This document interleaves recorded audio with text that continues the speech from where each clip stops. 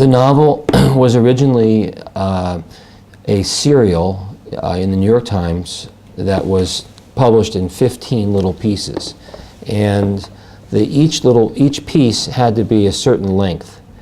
And so I would write a piece of that length, and I'd send it in, and the magazine started to publish the serial before I had an ending, and that was a little scary for me and for them.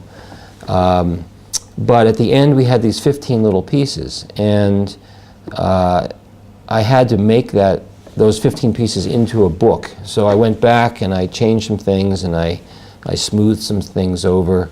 The other thing is that the newspaper is a family newspaper. So I was told, and I also understood, that there were certain things that I usually write about that could not be in the pieces, a certain kind of explicitness. So I tried to hint at those things and suggest them. Anyway, so the book is shorter than my usual books. It's very compressed. It's different. I don't know that I would write another book like this again, but I'm happy with the way this one came out.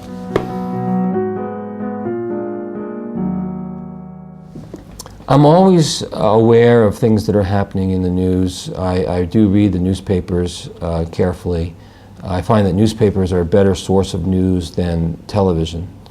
In New York, there are the national stories and the big political stories, but usually in the back of the paper there are stories of individuals, usually taking place in the other boroughs besides Manhattan: Queens, Staten Island, the Bronx, and Brooklyn.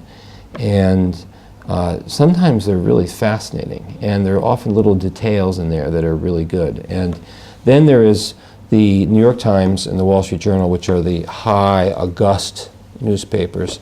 And then there are the tabloids, the Daily News and the New York Post, which are the working man's newspapers. And those often have the most interesting stories because they're a little bit more sensationalistic and flamboyant.